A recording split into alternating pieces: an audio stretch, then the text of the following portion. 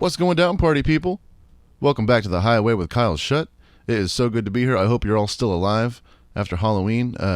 As I record this, it is not quite Halloween yet, so my plans for Halloween are going to go to the Mohawk to see the Hives, and I'm going to dress up as Thor. So we'll see how that goes. I've got a treat for you today, as always. We got Mr. Adrian Quesada on the program. He's in Black Pumas. He produced the Swords High Country. He's been in Grupo Fantasma and Brownout. So many bands. So much music has come out of this man. And it is a pleasure to sit down with him and pick his brain about Prince, because he's got a bunch of them. As always, if you like what you're hearing on the program, go ahead and hit that follow button. Click that subscribe tab. You do whatever you got to do to make sure you don't miss a single episode. And if you want to go one step further, you can catch us at patreon.com/thehighway. For a few bucks a month, you can keep this show going. You can get yourself a monthly guitar lesson from me. You can pick up some sweet Kyle Shutt merch. And everybody gets a shout out on the program, like Zena Zarfin, What's Up Girl, Jeff Terrell, just to name a few. Thank you all so much for your help. We couldn't do it without you. And we also got to give some mad love to our sponsors, Heil Sound. Because if you like the way I sound, it's because there's a Heil in front of me. I could go on and on thanking each and every one of y'all for so many things, but I'd rather talk about Prince. Let's do things my way. The Highway.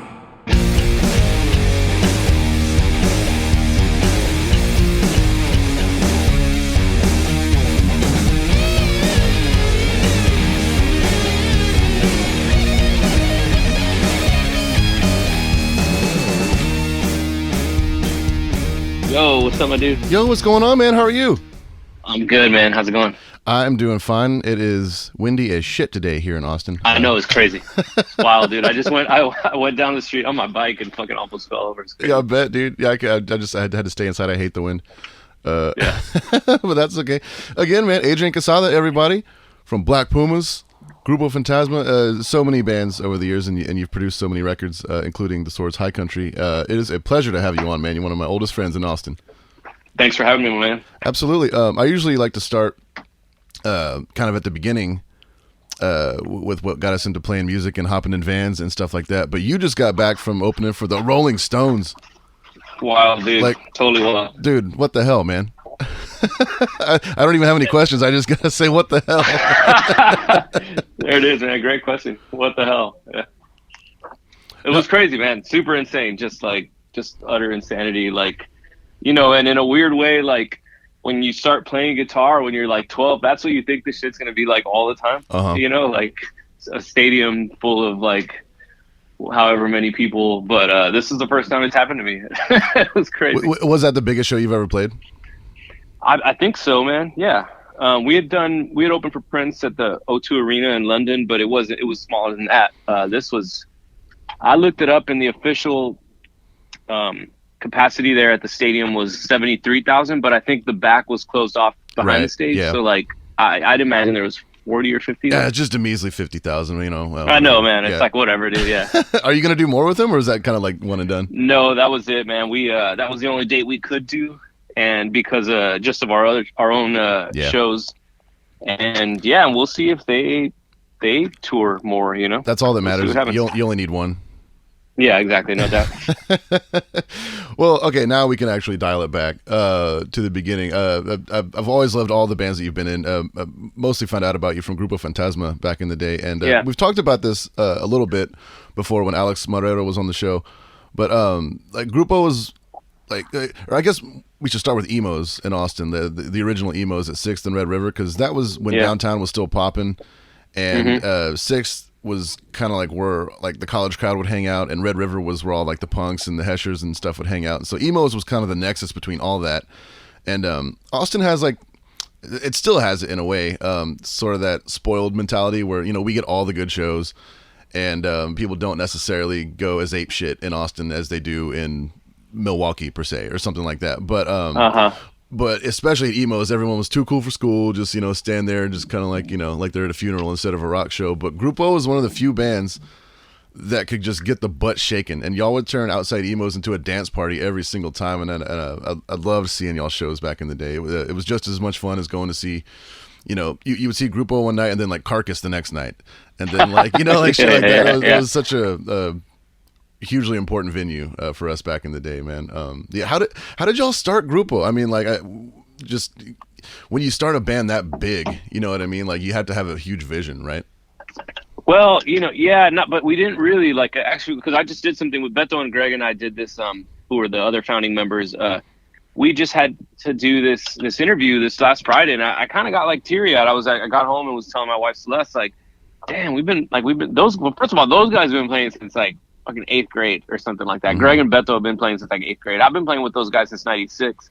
And we were like they were asking us a lot of stories about it, and we haven't all been together in a while, and we definitely haven't talked about it. And it was like, damn, man, I kind of got like teary eyed. It was kind of emotional just thinking about how much shit we've been through, mm-hmm. Just as it happens when you become a family with your band. But on top of that, it's been a long time, but it kind of happened organically. Like we just kind of rehashed all these memories, which would have taken me a second. But the other day, luckily we did talk about it. Like kind of, so those guys moved here. It was quite funny because they used to play this place in Laredo. They were a band called the Blimp Trio, which was like the coolest band in Laredo, which is where we're from, Laredo, Texas. And I always thought they were like too cool for school. I was like, oh my God, they were like rock stars to me in Laredo. And and they used to play at a pizza place called Sal's Pizza.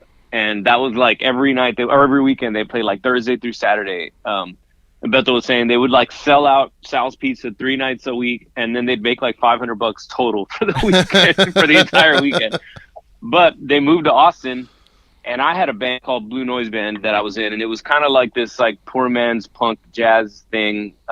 And then they moved up here and started playing shows. Well, because I already knew of those guys, that we like quickly connected, and we're like, man, let's just do shows together. So it's funny because our big break, I was like laughing because they went from Sal's Pizza to Double Dave's Pizza. Our first show here in town was, so we owned the fucking pizza circuit, like the one on campus. We did the Double Dave's Pizza used to have like I don't remember what night of the week it was, but they offered us a gig, and we did both bands, and it was a smashing success, bro. We sold out Double Dave's Pizza on campus, and so yeah, then we did that, and then at the time we used to hang out at this place on Manor Road in Austin, which was called the Manor Road Coffee House. Eventually became Gabby and Moe's, and then it became something else. And right now I think it's El Chile still, right? Yeah, exactly. So, yeah, that was the first show I ever played in Austin, was at that when it was Gabby and Moe's, or maybe Sacred Cup right after that. Opening for Municipal Waste back in like 01 or something like that. Jeez. In there? Oh wow, yeah. Crazy. So that spot was like, back when it was Manor Road Coffee House, a bunch of the Grupo guys lived down the street on Manor Road. They had a house and all lived there. So that was just kind of our hang. We'd go there. Mm-hmm. So eventually we may have done Double Dave's one more time. And then we started booking shows at that coffee shop together because our friend worked there. And we did it like 2 or 3 more times. And then at the end of the night, inevitably, like we'd all get drunk and everybody would get on stage and we'd just kind of jam. And that's kind of where it came from. It was like both bands came together. And then we got invited to do a bunch of co-op parties at the time, like in West Campus. Oh yeah. And that's when we thought, might as well. The party thing is when we all play together, and like all 10 of us are like up on stage and it's just crazy. So we actually originally, the prototype to Grupo was, we had a band called the Young Silly Bitches.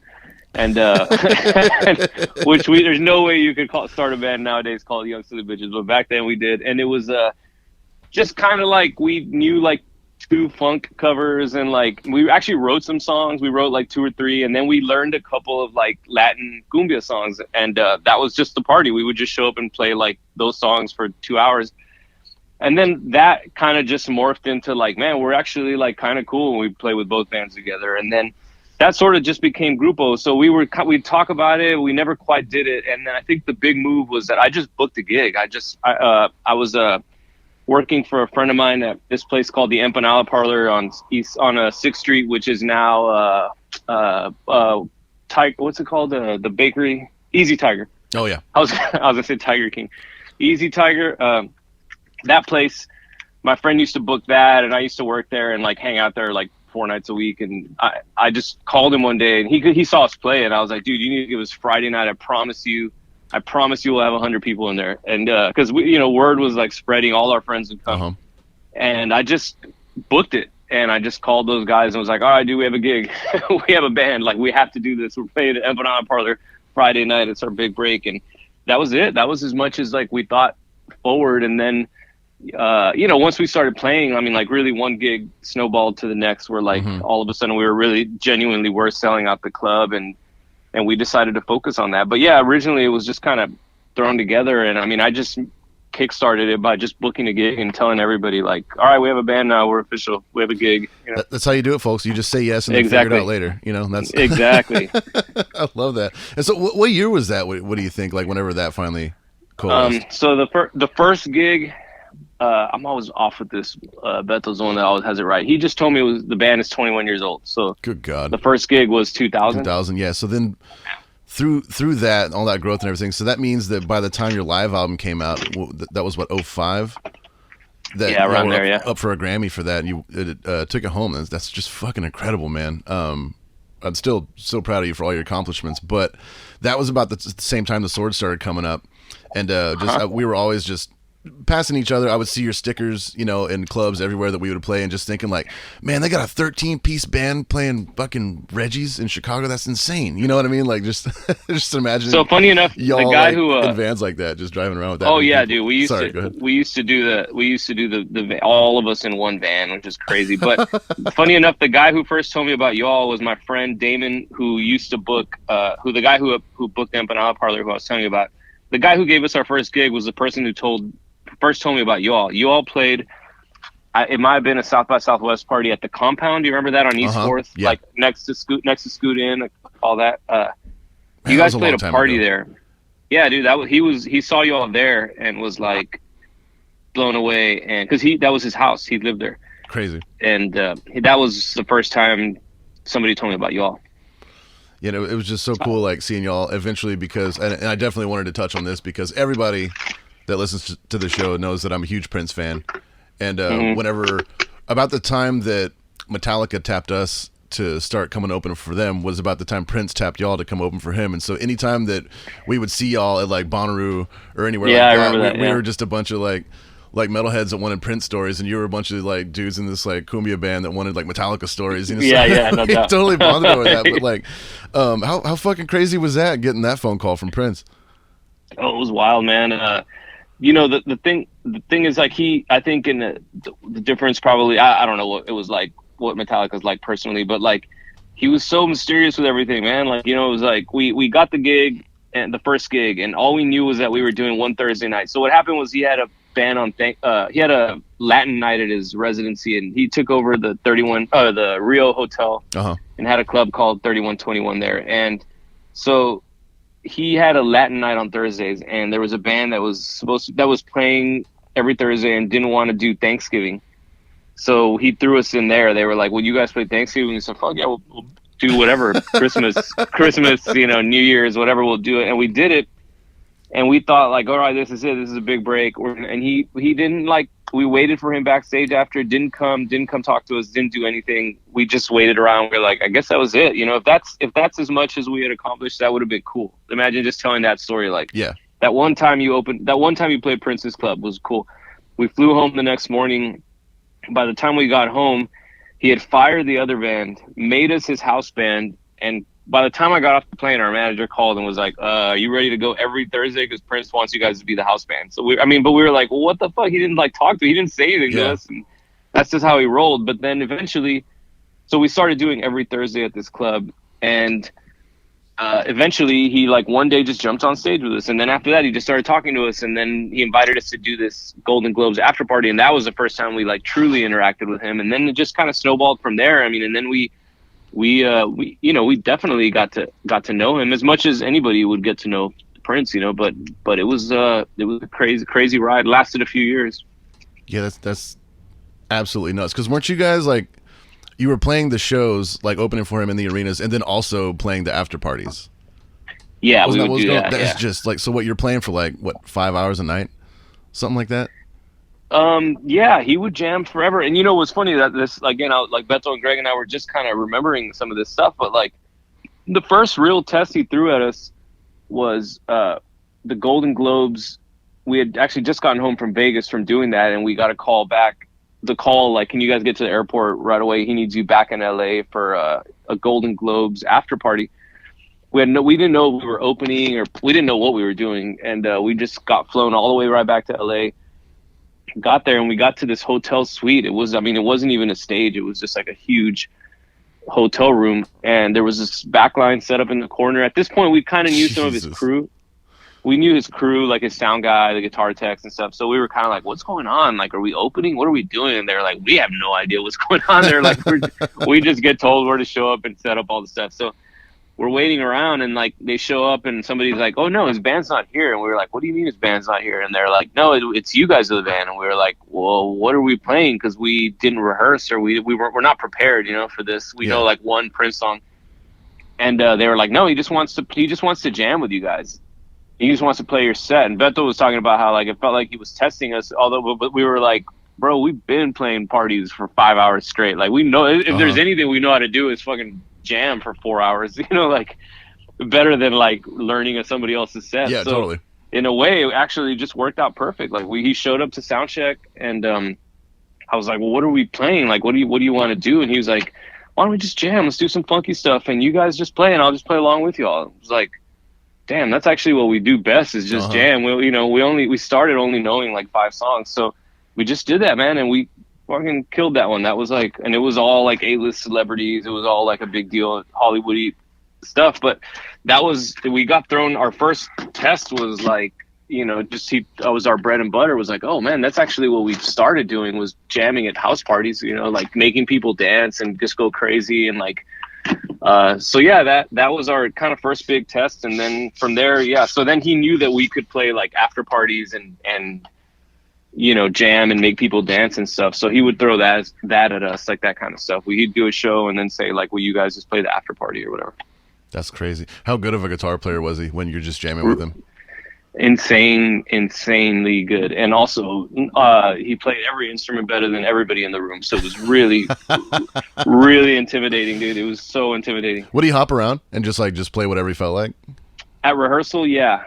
He was really cool and enthusiastic and like supportive of us, because I think he saw us kind of as like little bros, where I saw him with his band, because you heard all the stories about him being a tyrant and whatever, but like, and I'm sure he was, we kind of caught him at a later period in his career and life, and I definitely saw him rehearse with his band, and like, he was a little harder on them. I think with us, he kind of more like took us under his wing. So, I mean, there were definitely times where it was intense, and he, was kind of like his patience was running thin. But for the most part, man, he was really encouraging to us at rehearsal. So what he would do is a lot of times is just like get on your instrument and show you, and was pretty cool about it, man. It was pretty amazing to catch him at that time, and the way he was with us, That's so wild. I can't even imagine. I've had some, real close encounters with a lot of heroes of mine, but Prince was one of those dudes I never saw live, and I'm almost kind of glad that way. So like he'll always be that larger than life kind of thing I'll never experience. And so I get a little fascinated with stories about him. But thanks for sharing, man. That's awesome. It's different now that he's not with us anymore. Just because now you can look up anything. He was so mysterious for so long, and now you can look up shows from just fucking whenever, It's funny. That was like the one thing. Hold on, give me a second. Oh yeah. The one thing about not that there was anything good about his passing, but the one thing was like I was talking to a few people about that. It's like not everything would get taken, and there was nothing on YouTube. He wouldn't allow anything on YouTube, and like the only thing that came of it was that like now you can actually find his videos and find live, you said, live performances and stuff. So yeah, he was pretty intense about it when he was alive. That's crazy that he didn't take advantage of that in any way. But hey, whatever, to each their own. But yeah. But after coming off of that though, there always comes a point when you have to say, I've gotten all I can out of this. You know what I mean? And it's a weird thing to happen. It happened with us in Metallica, and after like a year on tour with them, we were like, guys, we can't do this anymore. This is like, we gotta go make a record. Yeah. They were just like, we understand, like, we didn't think you'd last 6 months. Like, go, leave, have fun, But yeah, what was that like walking away from that whole situation? It was like, it was weird because we were kind of getting to a point where sometimes it was a little bit frustrating to us because we I wouldn't say that we were ready to walk away, but at the same time I would say that we were already starting to set some boundaries, because like his band was, on salary, so they were ready to drop whatever they're doing at all times to just to go do that, So there was like, if he called, it was always kind of like last minute and stuff, but if he called whatever it was, they're paid to just take off and just be there and whatever. But like, we had a full calendar of our own stuff, and it was always kind of like last minute, so we'd have to cancel gigs. We had to like just do all kinds of crazy moves to make it happen all the time. And he didn't care. Like, we couldn't be like, hey, well, we have to, they were just like, here's the gig, are you doing it or not? So we'd have to always like take red eyes and cancel gigs and I had to cancel like the first vacation I took my wife on after childbirth, and like I had to cancel that, like, so it was always like that. So it also got to a point where, we were like, all right, like, we can't, like, we have to kind of set some boundaries here and let them know that, we also have something going on. And then so we kind of started to, like, at some, towards the end of it, like, put a little bit of boundaries down, and also just not like jump out of our seat for every single little thing. But then, like, it just kind of ended one day to the next, man. And then, as soon as it does, you're like, oh man, I wish it hadn't. But like you said, and I think I think you guys probably experience this to a certain extent, but like, at some point you have to get out under that shadow, or you're forever going to be like that band that was with Metallica, and we're forever going to be like that band that played with Prince, So it's like, at some point, becomes a chapter in your life and not your whole life. Yeah. Also, a guy like that, he moves around so much. 3 years is a pretty rad stretch to be in that camp and around that. Just considering the fact that he's always like moving around sonically or just whatever. He's always had some different kind of ideas. But that's God, man, what a rad fucking thing to have happen to you in your musical career. But after that, wasn't that around the time that you moved to Nashville for a little while? I spent some time there. Yeah, I was in a. So after I left Grupo, I left in 2013. I was gonna produce an album for a friend of mine named Dante Schwebel. He's from my hometown. He went to my high school, actually, and he had hit me up about producing some stuff, some solo stuff that he was doing. He used to be in a band called Hacienda and played with Dan Auerbach from the Black Keys, and he was living in Nashville. He called me and wanted me to produce some stuff of his solo project, and he came down to Austin, and we worked on a few songs, and then it was like, well, do you want to come to Nashville and work on it over there? So I went to Nashville for one trip, and we worked at Dan Auerbach's studio, and it was just so much fun. We cranked out so much stuff in like 3 days. Sort of just morphed into a band, It was like all of a sudden he was like, well, I don't really want to do a solo album. I kind of just like want to play with you guys. So we're like, all right. So that became a chapter where like I was going up there quite a bit. We had to finish the album and then, start tours there, and just kind of, he was living there. So I was, spending quite a few, would take quite a few trips there for a couple of years. Oh, okay. I thought you would move there like permanently for a stretch. No, just kind of spent a lot of time there. Oh, okay. Yeah. Well, what's, were you like kind of in that Nashville scene at all? Like just hanging out with those guys? I just wonder like how much different it is there than it is in Austin, because it's two really famous music towns, but two very, very different places. Very different. I wouldn't say I was like really part of the scene, but I did get to know a lot of people through like Dante's world and that circle. And my observations from this was back then. This was I don't know, maybe 7 years ago or 6 years ago or something like that.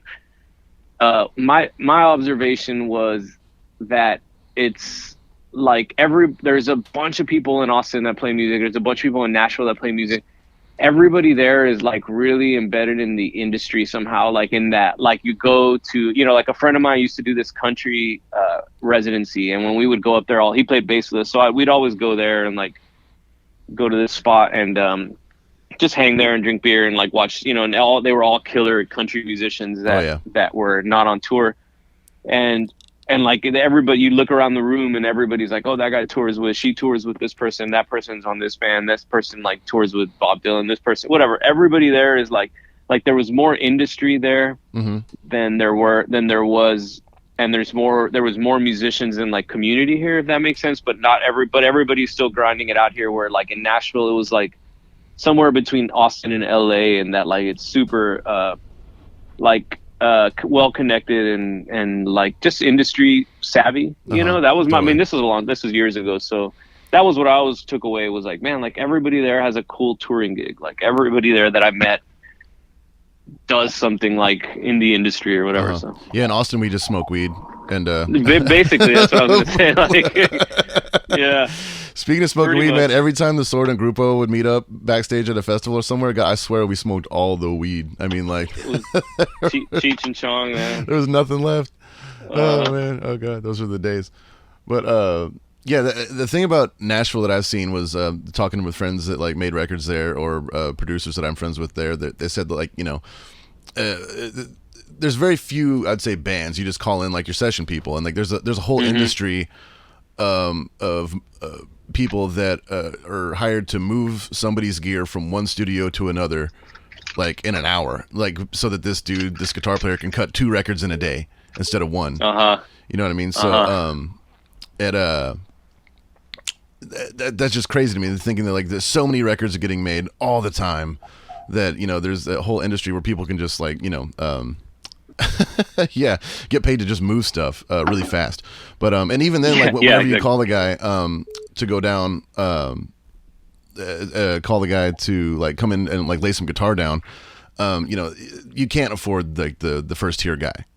You know what I mean? Like there's no, he's already got like, you know, 18 records booked this month and everything. But even like the number 8 guy is still like so fucking good. He's like better than anybody on the planet. You know, it's just crazy to me, like the amount of talent there.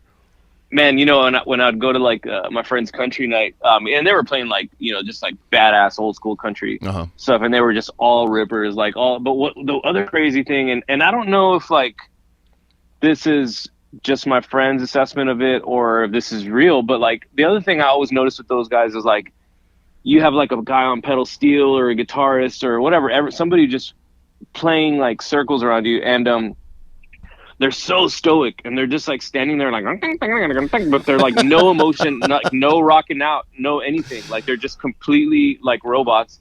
And I remember asking my friend, like, why, what is it about like these country guys that like they don't just, you know, like you don't assume like rock stance and spray, you know, like nobody rocks out. They're just like, you know, ripping it. And he said that he heard that it was like the kind of like the unspoken country, especially like with the old school stuff, that you can't draw more attention to yourself than the star.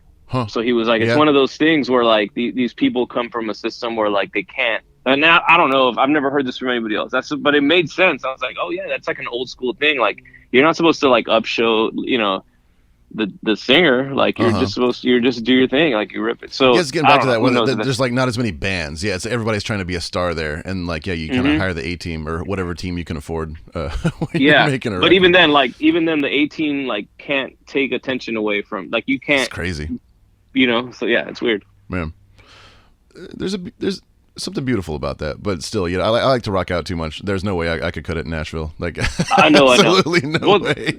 The other thing, I was witnessing then when I was there, and I'm sure it was already happening, but like it was also kind of just simultaneously turning into Brooklyn. Like then all of a sudden you had all these hipsters moving there, where like you could just tell all of a sudden like, oh, it's, I mean, you know, no different from any other like big music city, but all of a sudden it was also like, oh, and the bands are coming here from Brooklyn because it sounds cooler on your bio if you say you live in Nashville than Brooklyn, you know, or whatever. So it's crazy. There was that too. Yeah. But then around that time though was like whenever the Sword had been touring for so hard for so long, and we'd sort of felt that we had exhausted everything that we could when it came to this down-tuned kind of like sound that we had become known for.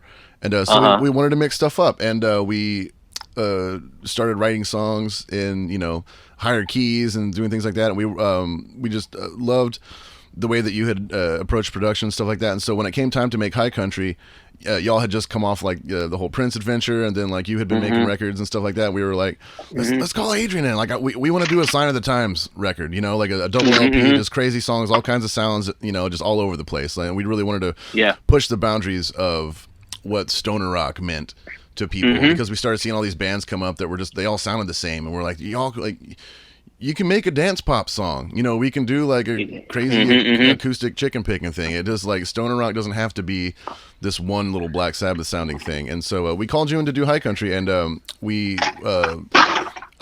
love that record just because the studio was like 8 minutes away from my house. Like I could roll out of bed and like I think I was usually the first one there, making coffee and breakfast tacos and shit like that. But that was such a fun experience, man, making that record with you, just because we just loaded into the Church House, which is a studio in East Austin, and which is like it was an old church that was sort of an apartment too, with a kitchen and just so many toys and things like that we got to play with. It was really fun, like tracking drums differently with you. Like I think for Seriously Mysterious, didn't we like program the drums and then like send it through an amp and then record the amp as the drum track? And shit. Like just kind of weird shit that we got into, man. That was really fun. What do you remember from those sessions?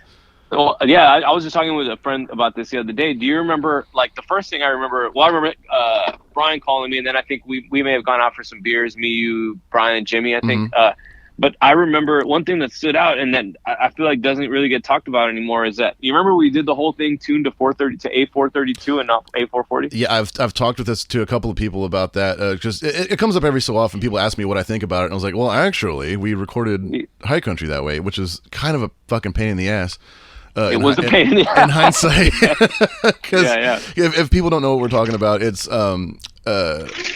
normal guitars are tuned to 445 hertz, and that's just the frequency at which you intonate your E string and then all the way down. The A string. I'm sorry, A string. But then there's a theory out there that that's not true A, and that true A is actually at 0.432 megahertz, or it's just hertz, right? Yeah, and so it's slightly lower than how a guitar would normally be tuned, and we were down a half step anyway. We recorded that record in E flat instead of C, so it was like slightly lower, and it's just like try tuning an acoustic guitar to fucking 432, or like once we realized that we wanted to overdub some like piano on some shit, we were like, wait, this piano is tuned to 445. Like, fuck, how's this gonna work? You know, it was every little thing, fine tuning the synthesizers to it and everything like that. It was I kind of spaced on. Well, it wasn't that bad when it was just the guitars, you know, because you just have a tuner and you just do it. But like, I remember when it came time for overdubs, we were like, all right, let's get the synths out, and then all of a sudden we made it play a synth, and we're like, wait a minute, that's off. Oh,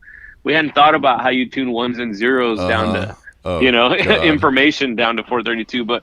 Yeah, JD had seen, I mean, I had read like some stuff about it, but like JD had seen this video about where they're showing crystals forming and they're playing music at 440 and then music at 432. And at 432, it makes like these beautiful shapes. And at 440, it was not beautiful shapes. So, it was, we had a blast, man. I remember talking to you guys, talking to Brian, and just being like, man, I'm not really like qualified to really make, you know, like a fucking doom metal record. And he was like, that's exactly why we're calling it. I'm like, all right, then dope, then let's do it, you know, because like, you know, I love metal and all that, and I loved you guys, but I was like, man, I just but I really appreciate that opportunity, because I feel like y'all took a huge chance, because that was like, you know, you said a lot bands were just starting to come out and do what you guys had done a few years before and not do it as well. And right there, when that's what people were kind of expecting from you, like, yeah, everybody was always like, do it like the last album. You guys did one that was completely different, and it was a bold, like, huge chance. I always thought that was awesome. Well, thanks, man. It was I remember at the end of it, I think we recorded like 18 songs, and all 18 songs eventually got released. I think there's 15 on the record, or maybe we did 17. So there's like 15 on the record, which was the most we'd ever put on an album, and then 2 B-sides that got used on singles that came out. But it was just, by the time we sat down and listened to all of it, we were like trying to cherry pick songs to make like a 10-track record. And we're like, no, man, let's just put it all on there. And I think it's funny too, because that's the one Sword album that we drank on. Like when we tracked Early Snow, I remember we were drunk, man. Like we made a bunch of margaritas and shit, and we're like just hanging out like after a long day of recording. And then I remember like we had already done like 6 or 7 takes of Early Snow, and then we took a break and made some fajitas and just got kind of fucking lit up. And you were like, all right, let's just do a couple more. And I think that take was the one that we used, like the one right after we had just got. I mean, I knew I was like 3 margaritas deep. Yeah. But and that was the one too that we brought the Grupo horns in to record. Yeah, yeah. I was really excited about that, because I wanted to bring that up at some point, but I didn't know how. You know, I was like, oh, I don't want to, you know, tell Adrian like, yeah, let's do some horns. But then one day you were like, I could tell you were like, man, I don't know, guys. I'm hearing some horns on this one.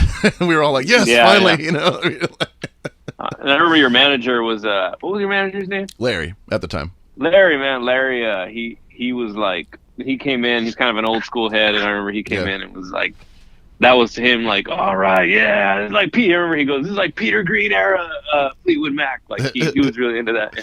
That's rad. But then that record came out to wildly different receptions from all around. Mm-hmm. But I think whenever people came to see us on those tours and they could see like all the old songs mixed with the new songs, like all sounding the same, that's when it kind of clicked for all of them. But it's funny now that even though that record did ruffle some feathers at the time, like so many people, however long it's been, 6 years later, come out and say that's one of their favorite records. So it's a rad little piece of history there. But yeah, man. But after that, you started making records at in your home studio, and I was just following that and everything. And then fucking out of nowhere, fucking your new band, Black Pumas, just I remember seeing y'all just playing C-Boys like every Thursday or something like that. And the next thing you knew, y'all just fucking exploded. And I'm so proud of y'all because I know that was like a really important project for you, and just watching it blossom into everything that it has been. It's just I've got nothing but love for y'all, man. It's so incredible to see y'all sell out Stubbs 5 nights in a row and shit. I mean, y'all are like fucking just, you're doing it, man, and it's just so fucking rad to see y'all. Where did that project come from? Like, was that just sort of something you had cooking on the back burner for a while, or was that just another serendipitous kind of thing? I had always kind of wanted to do music like that. You know, I'd always kind of like, that was kind of just my jam. Like, I just always liked kind of funk and soul stuff, and I just never, like, I don't know why, I just never could bring myself to really do like soul music for whatever reason. There was a lot of bands doing it at the time.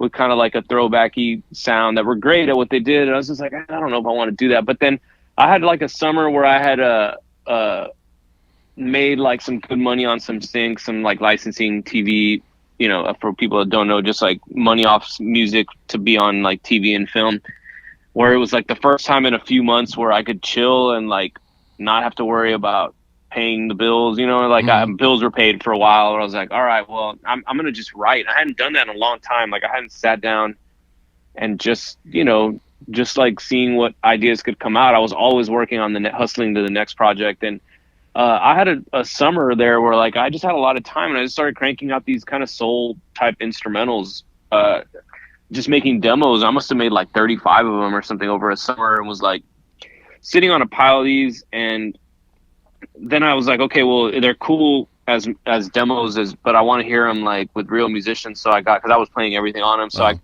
brought a group of guys in to play. We did them all like in a few days, and just played these demos, and we just replayed them live.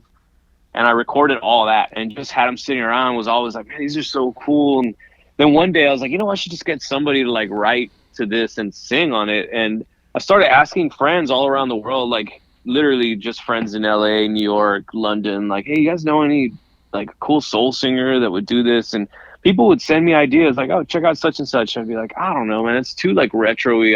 And I'd just like pass on it.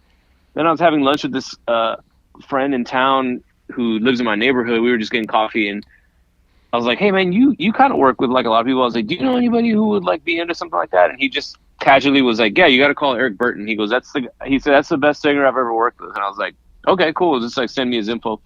So I looked him. I was like, well, how have I never heard of this dude? Like, I looked him up. He had only been in town for a few years, and I saw these videos of him, and it was him like not in a band doing like a retro soul thing, but like more like singer songwriter. Like he was just him on a guitar, like kind of. All the videos I saw were just him playing by himself, and man, like I was like, damn, that was the first person I reached out to. I was like, this dude is crazy. I mean, like crazy good. So I reached out.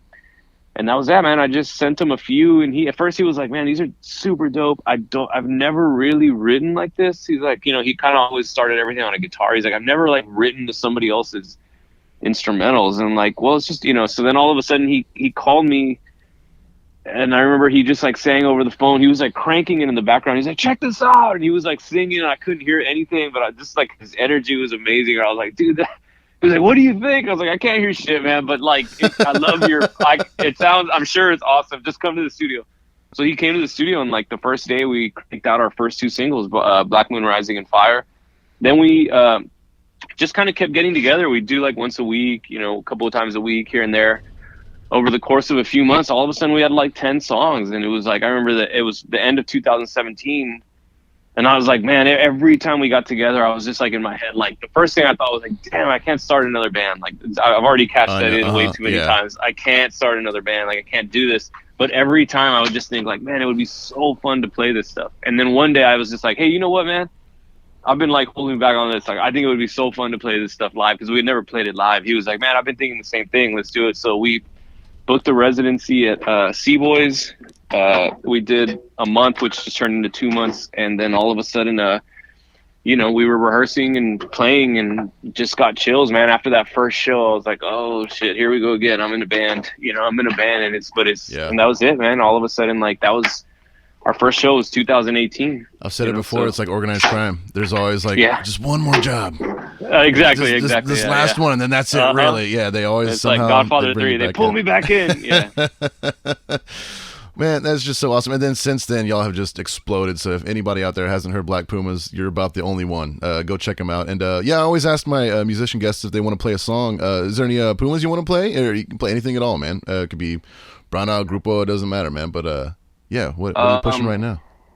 Let's play some Pumas. Let me see. Well, we play Pumas songs every night, and I can't remember.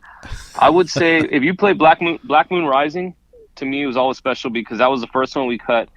And not only that, but like we weren't called Black Pumas yet, and I don't know. I just feel like that was like this serendipitous moment where it was like he captured the vibe just perfect of exactly what it was going to be. It was like the lyrical content, the vibe, the like overall kind of smokiness and moviness to it all. Like he nailed it on that, and that was kind of one of the things that kickstarted it all. So yeah, Black Moon Rising, that was literally the first song we recorded. Hell yeah, well we're gonna play that right now, man. Adrian, thanks so much for coming on, man. I really appreciate you, brother. I've got so much love from you. Absolutely, man. And I'm sure I'll catch you on down the road now that we can all play shows and shit again, man. This is it's exciting times.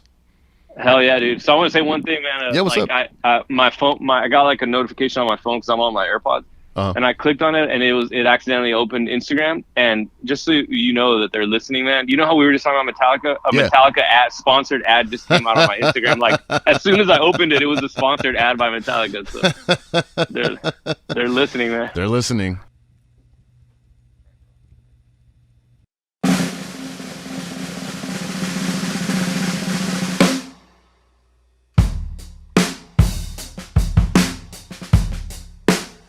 Under the raging sun's open fire. Ain't nothing new. We all have desires. I want you to be my woman, baby.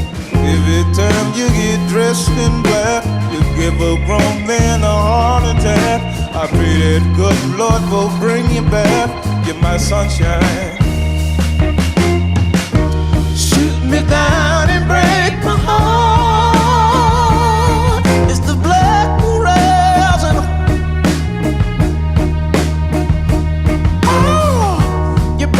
I paint the picture, and you wanna do it.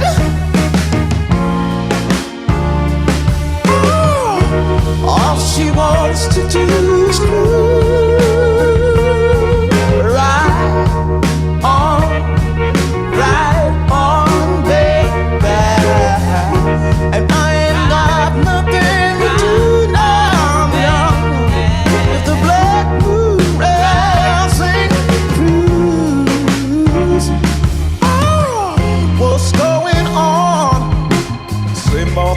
just a different season. 100 years, and the only time she gets dressed in black. Taking flight, baby, count you down. On your way off without a sound. Black moon rising above the clouds. You're my sunshine. Shoot me down and break my heart. It's the black moon rising.